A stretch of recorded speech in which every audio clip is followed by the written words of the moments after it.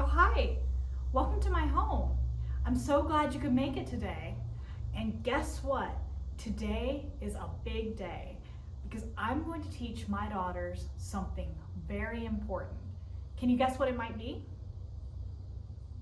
Well, skills, specifically home skills that will help them get goods we need for our home right here at Mission San Luis. You can come and join us if you want. It'll be a lot of fun. Now, I know you've been learning about the goods we trade for that come from far overseas, from Spain, Cuba, Mexico, and even China and India. But today, I'm going to tell you about 3 ways we save money and materials here at Mission San Luis by making our own products at home or getting these products from others in the village. My daughters requested to be taught how to get 3 goods for our household that we make or pay for that help us save money and materials. The first is candle making, second, pottery, and the last is knitting. Now here at Mission San Luis, we get a lot of imported goods like spices and cloth, but not every family can afford to have imported goods all the time, and they're not always available. Some of the items we need to buy are only available at certain times of the year or when merchants come around.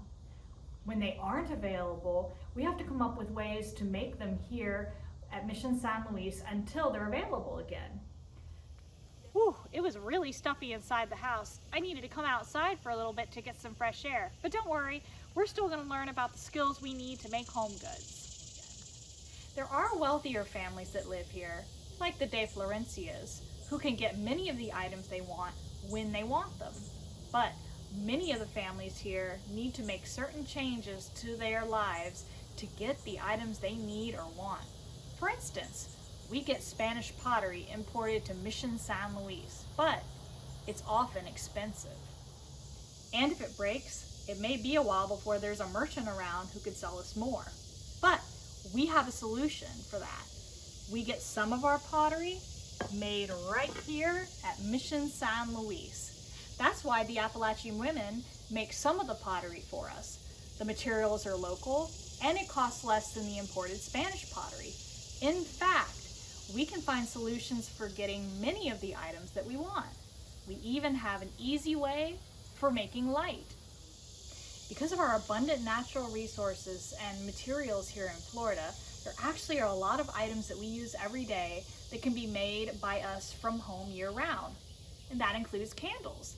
We usually don't need to import candles unless we want something special or a specific type of item. Now, my daughters are still pretty young and scared of the dark. That's when a candle comes in handy. I get to teach everyone how to make these candles today. So what do you guys use to make candles around your house? Oh, interesting. It seems like some of you don't need to make candles. We need candles when it gets dark out, and sometimes I find myself staying up late and in need of light. Here at Mission San Luis, there are 2 main types of materials that we make our candles out of.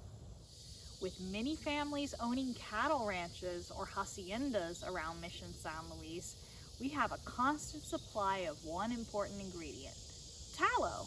Now, do you know what tallow is?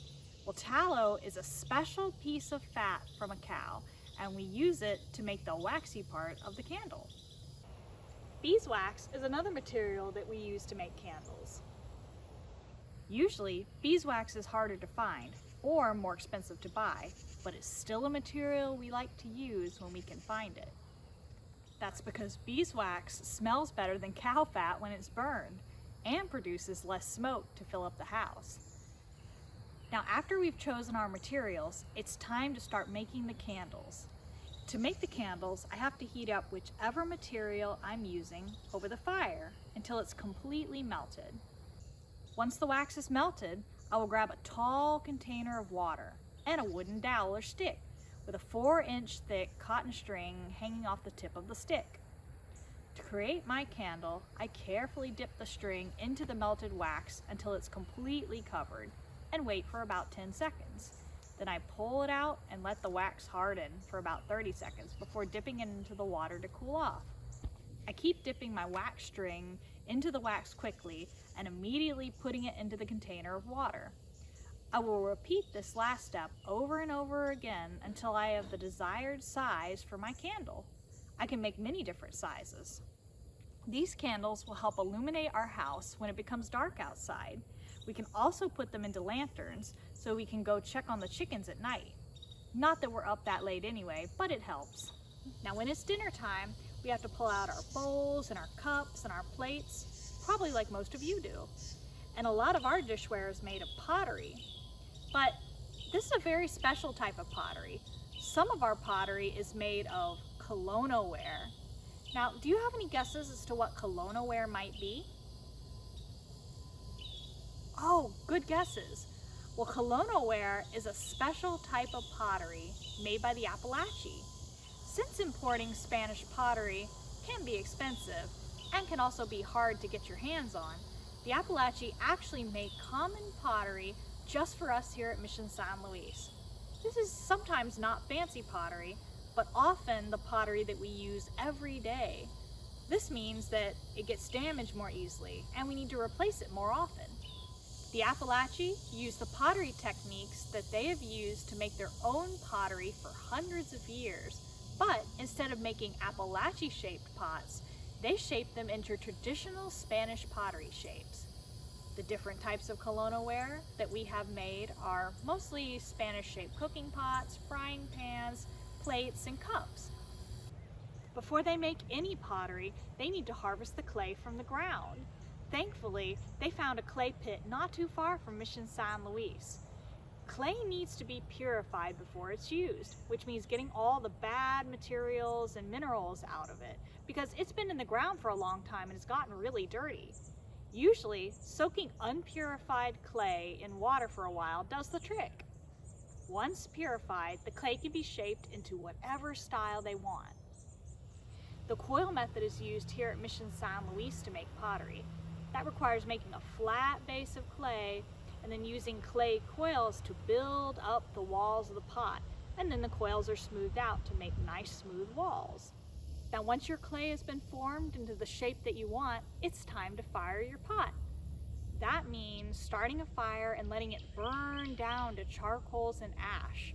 Once the fire is burnt down to charcoals and ash, the pot must be buried underneath the charcoals and ash until it's been cooked properly. After many hours and sometimes days, the pottery can be dug up and used. Now, thanks to the Appalachee, we're able to get our colonoware locally, and we're able to have dishes. Now, where do you get your pots from? Oh, wow, you must be from a big city. Now, when it gets cold out, what do you do to keep warm? Oh, those all sound like good ideas. Well, we make special clothing items that will keep us warm throughout the day. And knitting is a good way to make something quickly before winter comes. Now, knitting has been around for hundreds of years and is a great way to turn a raw material into clothing. All you need to start knitting a project are 2 pointed wooden dowels or sticks and some wool or cotton yarn. My husband usually makes the wooden dowels or sticks for me, but unfortunately, one product I need is not so easy to find: wool. Now, while I may be able to find clay for pottery and wax for candles here at Mission San Luis, wool is not as simple. Much of the raw wool for spinning the yarn and making clothing needs to be imported to Mission San Luis. Why is this? Well, because we don't have many sheep here in La Florida to produce the wool. While there are some that have been able to adapt or get used to living in Florida, sheep don't do as well in this climate as they do back in Spain. But when I do get wool, it'll keep me and my family warm this winter. My knitting projects usually consist of shawls or covers, hats, and stockings for the winter months. Even though I have to buy imported wool, it's still cheaper because I'm making my own items just using the yarn. The best part about knitting is whatever I made can be taken apart and knitted into something else if I wanted to. For instance, if I had a knitted shawl, but I needed a knitted hat, I can unravel my knitted shawl and reknit it into a hat. All these different products help me save money and resources for my family, as well as teaching my daughters some valuable skills. Without these homemade things, I wouldn't be able to see in the dark, cook, or keep warm in the winter. Now that I've taught my girls these different skills, they can make them for their families when they get older, and then teach them to their daughters. Thanks for coming to visit us today, and I hope this helps you in your daily life. See you again soon.